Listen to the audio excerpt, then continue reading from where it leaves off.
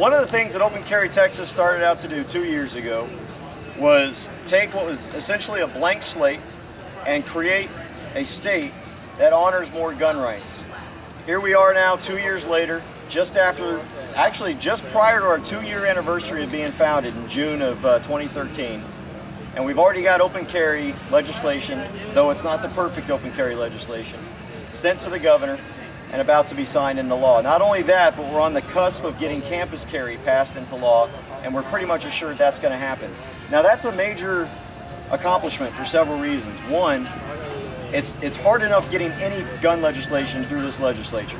That's proven from the fact that for 20 years now we haven't had any since the CHL was founded. We've got little tweaks here, little tweaks there, but as far as major gun legislation, zero.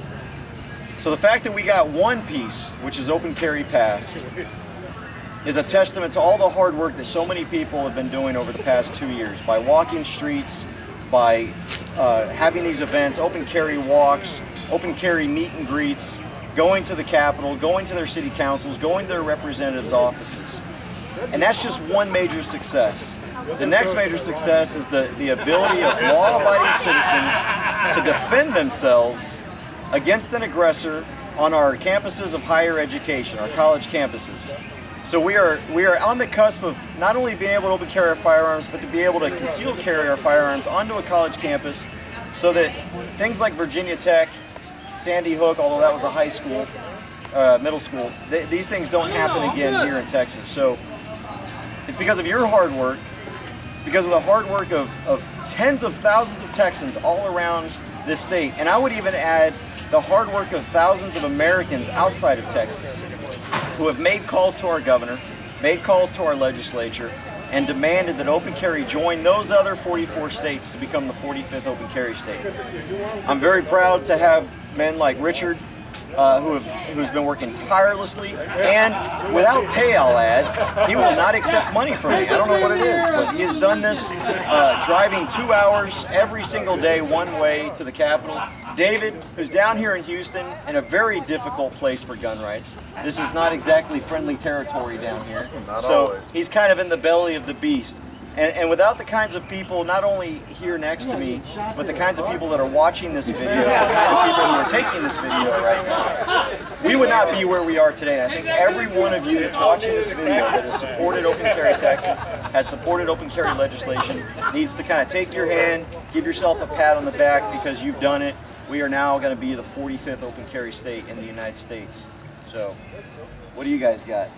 Rick's just standing there looking pretty. We also managed to get a knife preemption bill through the legislature, so cities like Corpus Christi, San Antonio, Austin, and Dallas will no longer be able to assert city ordinances that are more restrictive than state law. And we've gotten a couple of other bills. No, wait. Why is the knife preemption so important? I mean, kind of give them a visual of what it's like right now. If you were to the folding pocket knives that nearly everyone carries that lock the blade in place, kind of like this one as a safety knife, just like that, have been outlawed in San Antonio, among other cities. Is this legal in San Antonio? It is not, but it's legal under state law. Is it legal in Houston? The truth is, I have no idea, but it wouldn't surprise me if it weren't. It is, okay. Is it? So if I were to go from here to my house via San Antonio, I would have been a criminal at least once. That's why knife preemption is so important. Oh, between here and San Antonio, I would venture to guess it'd be more than just once. We managed to do that working in close cooperation with kniferights.org. Yes. And they're fine people there. We followed their lead and worked in tandem with them. And the second bill, which would have removed knives from the illegal weapons list, unfortunately ran out of time. But they and we will be back to work on it in a year and a half. Yeah, and let's be clear, that is all Knife Rights baby. We were just helping them, trying to push their legislation. So we don't want to take any credit for that other than helping prop those guys up, Todd, and who was the other? Doug Ritter. There you go. So what does this mean for you here in Houston? With any luck, it's going to mean that people can carry the knife that they'd like to carry in their pocket and openly carry their handgun out on their hip and not have to pay a price for it, not be harassed, just be allowed to be a Texan, to be an American. And today, I want to point out, today we're here to support Carl Pittman for Harris County Sheriff. That's right. Now, I didn't grow up with Carl. I don't know the man personally, but I've spent some time with him and I've talked to him. And if I'm any kind of a judge of character, I will tell you this. I think the man means what he says. And what he says is that he respects the Constitution and what's in it.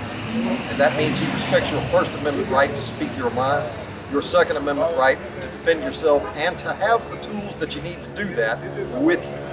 And I would encourage everybody to take a look at Carl Pittman, give him an honest look, and if you like what you see, like I do, come out and vote for him next election. And you know this isn't a man that's just talk, because Sheriff Mack doesn't come and support a guy who's just talk, and I don't think Ted Nugent does either. So this is a guy that Harris County needs. This is a guy that the people of Harris County need as their chief law enforcement officer here in this county.